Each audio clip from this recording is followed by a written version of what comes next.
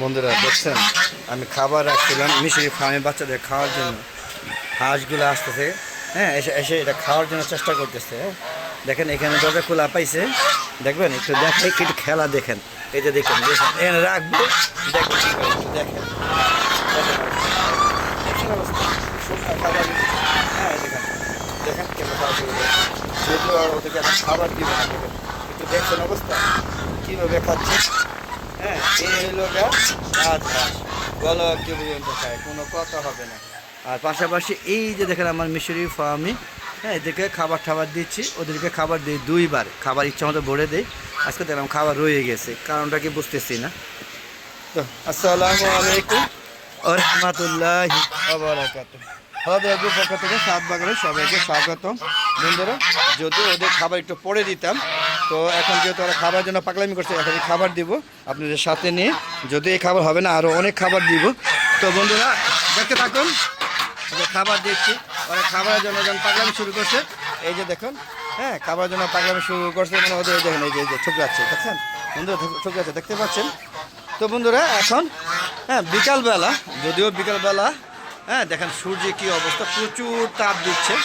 হ্যাঁ, প্রতিদিন রাতে বৃষ্টি হচ্ছে, কিন্তু দিনে ভালোই রোদ, উজ্জ্বল আবহাওয়া থাকে এবং প্রচুর রোদ থাকে। তবে আজকেই প্রথম এই বিকালবেলা শেষ অবধি প্রচুর রোদ। হ্যাঁ, এর মধ্যে ওদেরকে খাবার দিচ্ছি, যদিও খাবার আনতে হবে।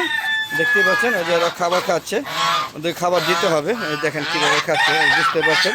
ওদের খাবার আরও নিয়ে আসি, নাহলে হরতাল শুরু করবো, আমরা পাগল বানায় ফেলে। আপনারা দেখেন কীভাবে খাচ্ছে, একটু দেখতে পাচ্ছেন। তো চলুন খাবার নিয়ে আসি আরও। তো বন্ধুরা খাবার আবার নিয়ে আসলাম, এই খাবারগুলো ওদের দিতে হবে। হ্যাঁ, এখানে এই যে ওরা এইখানে খাবার দেবো, ওই যে এখানে ওরা খাবে, সব আমার পিছিয়ে পিছিয়ে ঘুরবে, এগুলো সময় নিয়ে খাবে। তো যেহেতু অনেক সময় আছে, তাই খাবার একটু বাড়ায় দিলাম। হ্যাঁ, যে এখানে এখানে খাবে, এখানে এখানে এখানে যাবে। আবার এই যে যারা ভিতরে খায়, এরা কিন্তু ভিতরে বসে আছে আমার খাবারে আসায়। এই যে দেখেন খাবার কিন্তু অলরেডি আছে, তারপরও খালি খাই খাই খাই খাই। এই যে এখন চলে আসছে, ওরা জানে যে এখন আমি খাবার দিব। হ্যাঁ, তো এই যে এখানে খাবার দিচ্ছি, এখানে খাবার দিচ্ছি, ওরা বুঝতে পারছে। দেখেন ওরা খাবে এখন, এই যে এখানে খাবার দিব।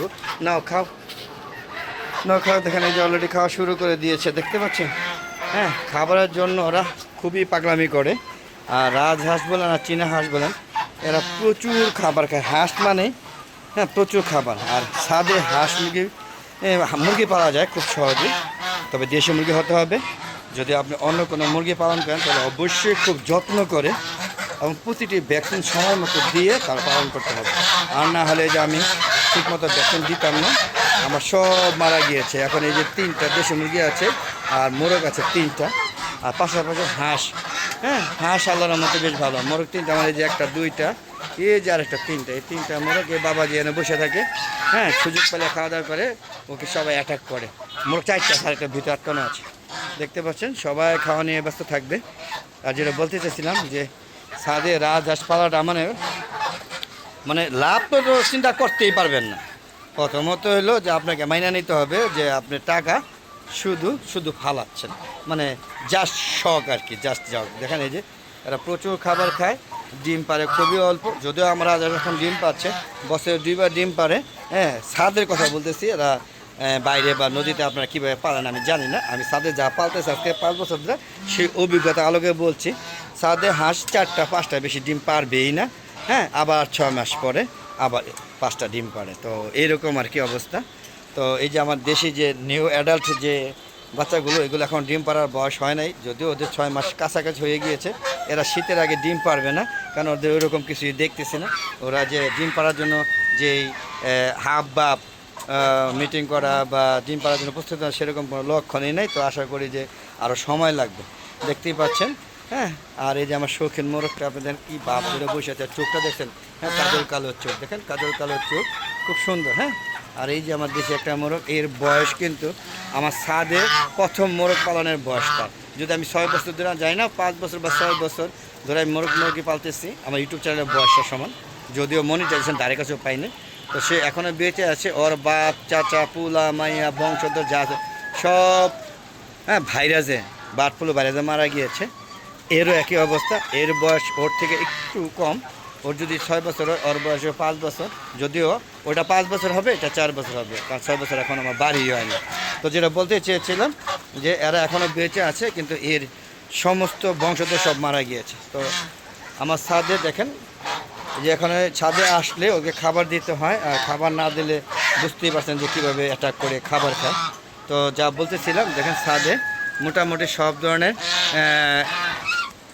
কৃষিকাজও করা হয়েছে। আমি ছাদ কৃষি দেখতে পাচ্ছেন, চারিদিকে বটবটি গাছ, জন্দল গাছ, ঝিঙে, পটল, কাঁকরোল, যদিও পটল কাঁকরোল এখনও খেতে পারিনি, খালি লাগিয়ে গেছি।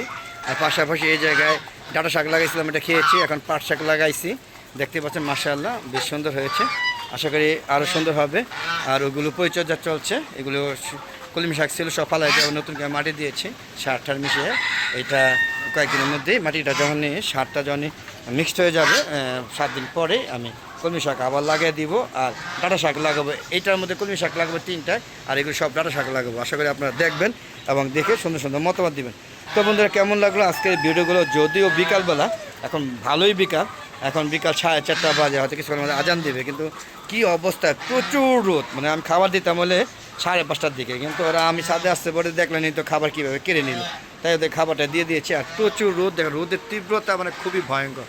যে সূর্য মামা যেভাবে খেপছে, হ্যাঁ মানে গরমে নিতে পারছে না, প্রচুর তাপ প্রবাহ চলছে, পাশাপাশি আবার রাত্রেও বৃষ্টি হচ্ছে। তো এই হলো, এতে কিন্তু মুরগির রোগ বালাই প্রচুর হয়। তো এখানে ভ্যাকসিন যদি দেওয়া যায়, হাঁসের ভ্যাকসিন দিলে রোগবালাই হয় না বললেই চলে, কিন্তু মুরগি কিন্তু ভ্যাকসিন দেওয়ার পরও কিন্তু রোগবালাই হয়। এই যে দেখেন আমাদের এই যে হাঁস, এই কিন্তু ডিম পারে, দেখেন এই যে মাত বেড়ে হয়ে গেছে।